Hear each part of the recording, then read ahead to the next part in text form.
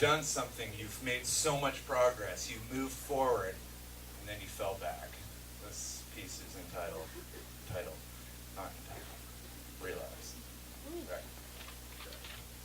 2 steps forward, 1 step back. A tango, a dance, a way of living life. You're aware of your misgivings. You sit there and consume and go back on everything that you worked hard for months to achieve. Your shoulders, they let go. You breathe deeply and allow everything to exhale from deep in your bones. The worries, the hate, the sadness, it is gone. The guilt and shame, it is dismissed. For you allowed yourself a time where none of that matters, a space where you will not criticize yourself and allow yourself to be undone by your hard work no matter how hard you try.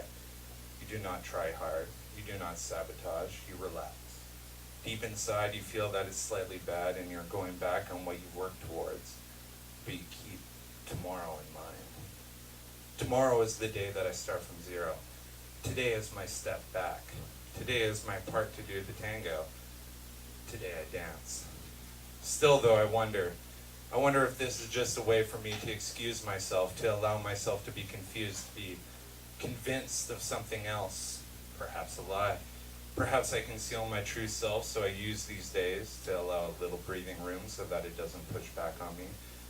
What is this lie? What is this deep mind trying to tell me? Is life so simple that I'm seeing with clear eyes and I'm unsure that this is just it? Am I really still traumatized and dealing with the pain that I thought was gone? Is every experience I've ever had within my bones, never to escape, but rather and accept and carry it wherever I go? Consciously, I reject these notions. I have released the trauma. It is but a trickle, a small hangover of the void that now exists. I miss that part of me, but now anxiety and depression are null.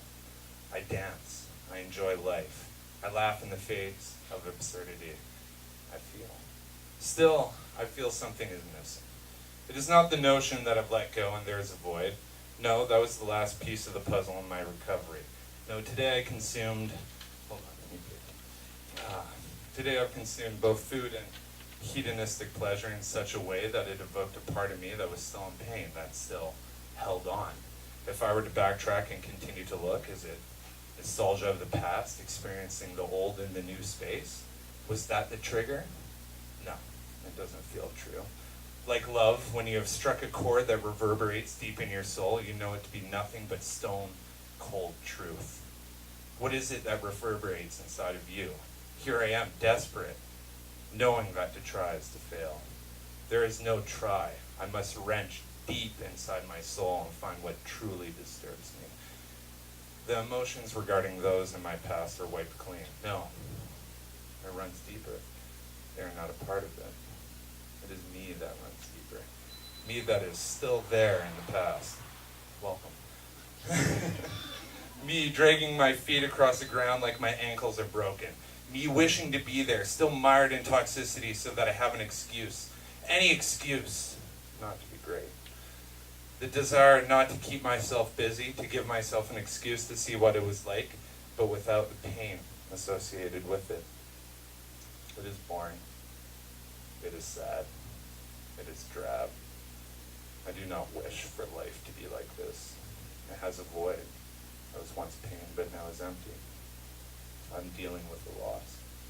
So I must dance. I must dance and fill it with joy and bliss and euphoria.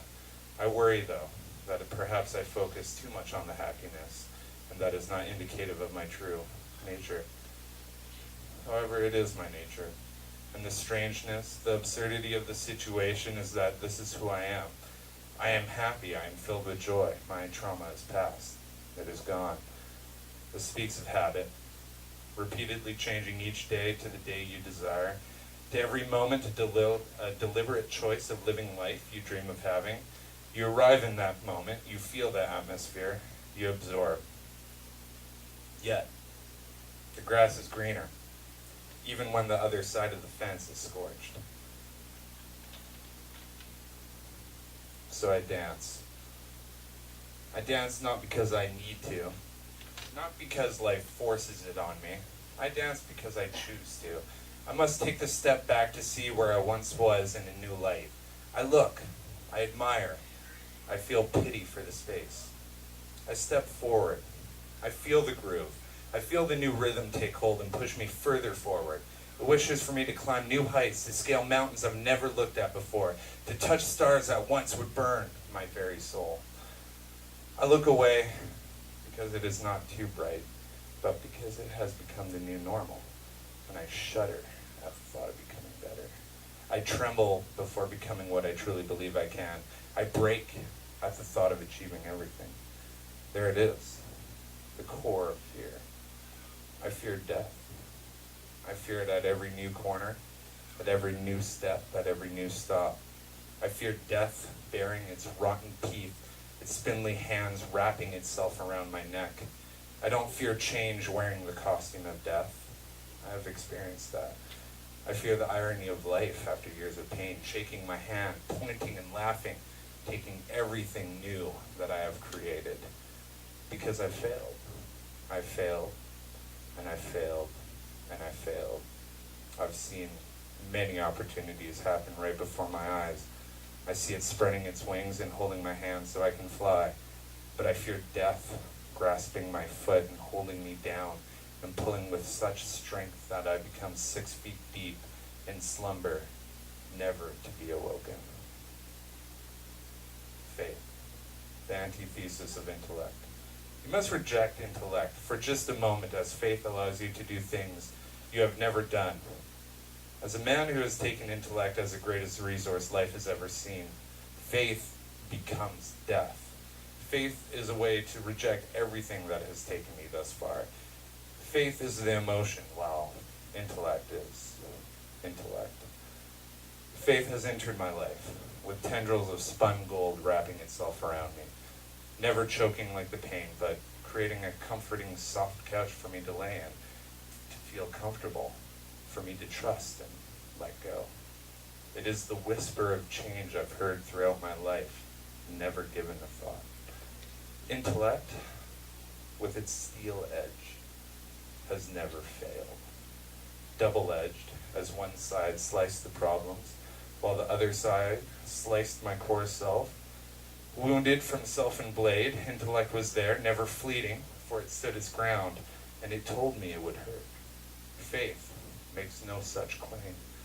Faith whispers softly in my ear, saying words like, I am unsure of where death is, but you may live forever. Trust me, this is the path you desire. Do the inverse, for it will reward you like no other. Will it? Will I? Intellect, with its steely resolve, seems to melt under the cover of faith.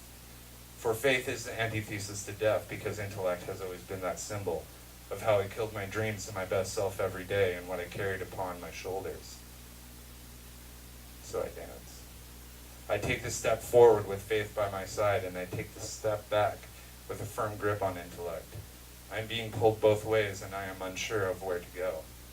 Intellect has kept me alive, but also it has killed me every day, wounding me with failures of self. I take a step back with intellect as I feel comfort in the soulless existence that I have cultivated. However, faith, the new seraphim that extended a hand softly, the cloud that has extended its ladder, promises nothing, but hints at everything. It shows me a life lush, a life with soul, a life that is what I desire. It does not tell me that there will be no pain. Faith does not tell me lies. Faith does not tell. It only shows the potential. That is more promising than intellect could ever be. That is more desirable. For intellect never goes away when I climb up that ladder. My hand loosens slightly, and I take the risks intellect has told me not to for years. But is it not the whisper of change, of faith, that has brought me to this road? It is, and so I dance. I take a step forward in spite of death.